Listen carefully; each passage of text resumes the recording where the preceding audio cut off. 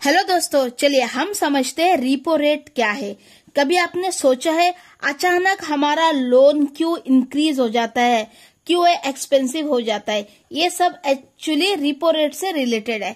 अब repo rate क्या है मैं बताती हूँ। मान लीजिए कोई भी बैंक है, ठीक है, कमर्शियल बैंक है। मान लीजिए एक हम लोगों के पास एसबीआई बैंक है, ठीक है, और यहाँ पर है आरबीआई बैंक। अब होता क्या, एसबीआई बैंक आरबीआई बैंक से लोन लेता कोई भी वक्त, जब एसबीआई बैंक के पास, जो कमर्शियल बैंक है, जो एसबीआई बैंक, उनके पास पैसे कम होता, तो आरबीआई से मान लीजिए उन्होंने 100 करोड़ लिया और आरबीआई ने उस पर 3% का इंटरेस्ट लगाया, तो एसबीआई को तो 3% का इंटरेस्ट आरबीआई को देना पड़ेगा। और एसबीआई जो 100 करोड़ है किसको देंगे? पब्लिक को देंगे, वेरियस पब्लिक को मान लीजिए कितना परसेंट में देगा, ये अनुमान लगाइए। मान लीजिए 6% इंटरेस्ट रेट में देता है, क्योंकि बीच का जो 3% एक्स्ट्रा मार्जिन रहेगा। देखिए 3% से आरबीआई से लिया, लेकिन 6% पब्लिक को देता है, और जो बीच का जो 3% रहेगा वो एसबीआई का क्या है, प्रॉफिट रेट है, ठीक है।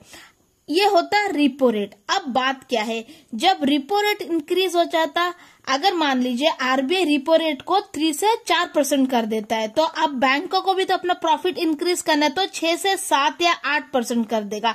तो इसीलिए रिपो रेट से बहुत ज्यादा कनेक्शन है बैंक रेट का, ठीक है। मतलब अगर एसबीआई मान लीजिए अगर लोन का रेट इंटरेस्ट बढ़ाती है, इंटरेस्ट रेट बढ़ाती है, तो ऑब्वियसली रिपो रेट इंक्रीज हुआ है, ठीक है। रिपो रेट इंक्रीज होने से इंटरेस्ट रेट बढ़ता है। देखिए higher repo rate costly EMI, lower repo rate cheaper EMI. मतलब रिपो रेट अगर मान लीजिए 3 का जगह 2% कम कर दिया, 2% में ला दिया, तो एसबीआई क्या कर देगा, अपना इंटरेस्ट रेट 6 का जगह 4% कर देगा, क्योंकि उनको प्रॉफिट तो मिल ही जाएगा ना इसी वजह से। तो इस तरह से वर्क करता है रिपो रेट। और रिपो रेट का रिवर्स है रिवर्स रिपो रेट, उसका ऑपोजिट।